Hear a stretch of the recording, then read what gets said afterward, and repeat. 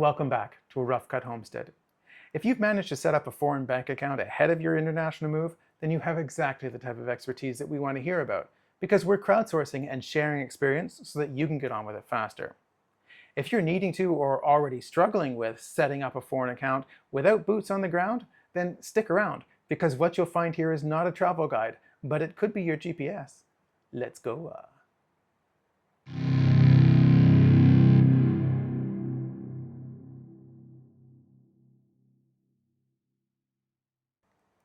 As the debrief implies, I've accomplished this mission, so I'm able to share with you my personal experience. I saw myself having three options: offshore banking, a cashier's check, or a wire transfer. Now, the world is a smaller place than when I was growing up, and offshore banking offers some serious advantages for the super rich and those looking to insulate their holdings from certain scrutiny. Well, I'm neither. So I'm rejecting that option of keeping my money in China or elsewhere and accessing it from Canada.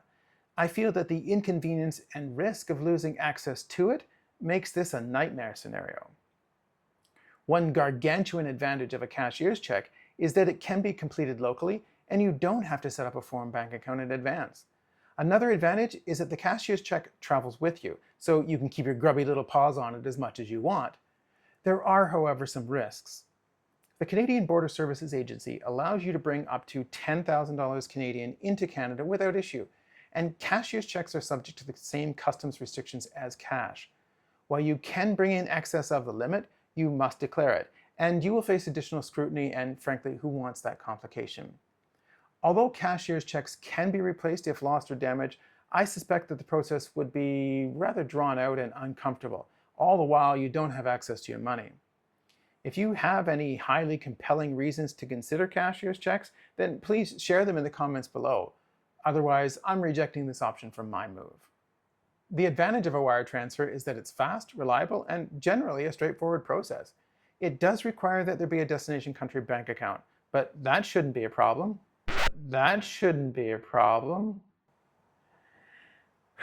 In fact, setting up a Canadian bank account from outside Canada was far more difficult than it should have been, and I think it's important to show you how I managed it so that you can get on with it faster. I was at one point exploring the option of transferring my money to someone there that I trust, and while I'm not exercising that option, my having considered it gives you some indication of exactly how far down that rabbit hole I had crawled. Major Canadian banks currently include Scotiabank, Toronto-Dominion, Royal Bank, Canadian Imperial Bank of Commerce, the Bank of Montreal, and National Bank. I'm very surprised and even a little disappointed in all but one of the major Canadian banks. I'm not trying to shame them here, but to share with you the facts of what happened in my case so that you can make informed decisions if you find yourself in a similar situation. As of 2023, all of these banks had newcomer programs to help you get set up with most everything you need when coming to Canada. However, none of these programs apply to repatriates. If any of these institutions currently have programs geared towards repatriating Canadians, and by the gods I've missed them entirely, then please comment below so that we can set the record straight. Some basic service agreements in Canada may require that you provide a credit card number, so it may be helpful if you can get one of those after you arrive. Credit history disappears between 6 and 10 years depending on your province, so if you've been out of the country for more than 10 years, as I have, then securing a credit card, at least one of any value, without a credit history could prove difficult, despite having funds in the bank. Speak with your bank and ensure that they can offer you a credit card limit commensurate with your needs. In my case, I expect to be spending like a fiend for the first year, so I would like to secure a credit card with a high limit, if that's possible. My first outreach was to Scotiabank. I had dealt with this bank for more than 20 years before leaving Canada, so I wanted them to win this race. Unfortunately, they crossed the line dead last. Their first strike was not making it easy to contact them. Most of the banks post email contact information on the internet, but I was unable to find any for Scotiabank, so I reached out to them via their newcomer program. Their second strike was that the CSR I was communicating with could not see any options beyond their programming, and I was left having to suggest some of my own. Now, my own research revealed that the Scotiabank had two partner banks here in China, the China Everbright Bank and the Bank of Xi'an, and I suggested that I might be able to work through one of those branches to provide the identification and sign the documents required by Scotiabank to set up the account in Canada. No joy. despite there being an Everbright branch less than 5 kilometers from my home. I eventually escalated my request, and their third strike was my being informed by a manager that it was impossible to set up a regular account from outside Canada, but that I was welcome to establish an account when I arrive. Whoa. Both of these people seemed totally oblivious to my need to set up the account in advance in order to do the wire transfer. My second outreach was to TD Bank. I had also dealt with them in my past life, and I could accept them for the win. They were far better than Scotiabank in that they provided a general inquiry email address on their website, and they got back to me the following day. Unfortunately, they advised that while I could, as a non-resident of Canada, set up an account, I would have to do this in person at a Canadian branch. Now, flying to Canada to set up an account, then flying back to China to transfer the funds does not seem to me to be a reasonable suggestion. What do you think? Are there really so few returnees that big banks don't have a process for this? Is that possible? My third outreach was to CIBC.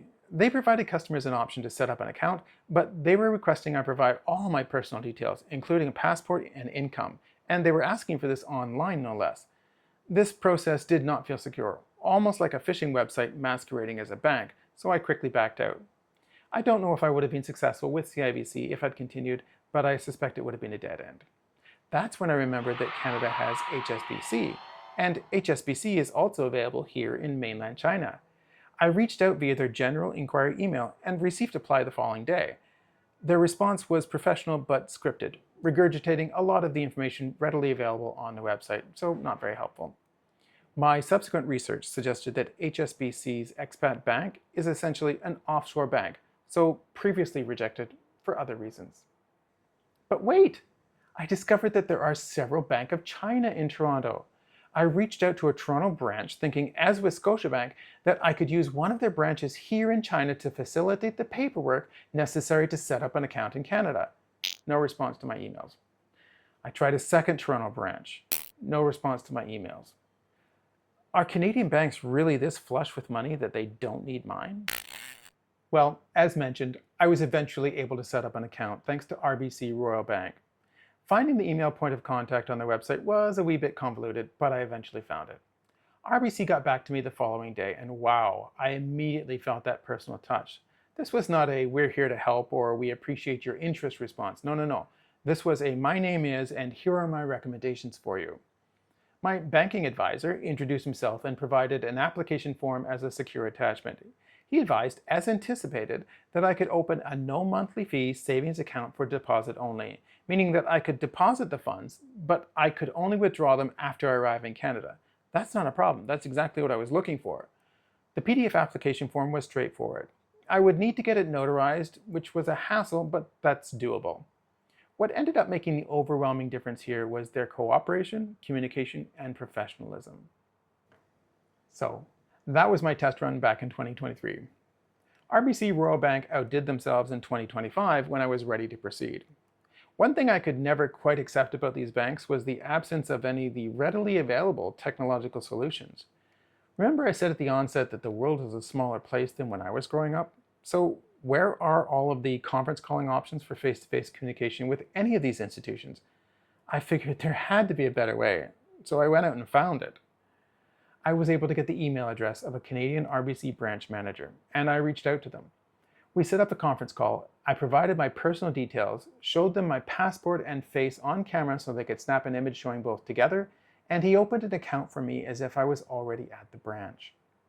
The deposit-only limitation still applied until I could set foot in the location to corroborate my identity and complete the signature paperwork, but that's all acceptable if it gets me an account in my name to which I can then transfer my life savings.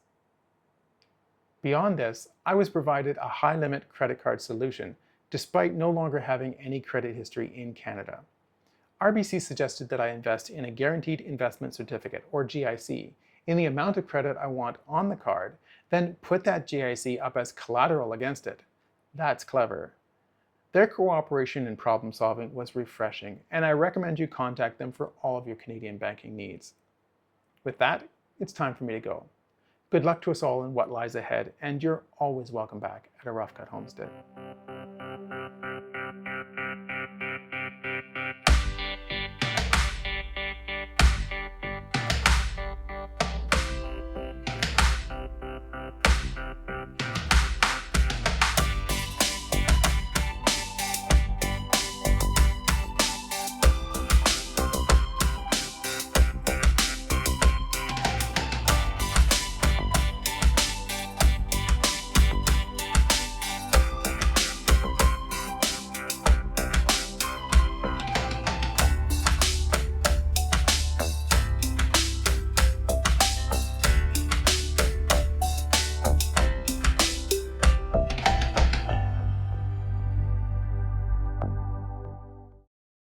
Good night, Joe.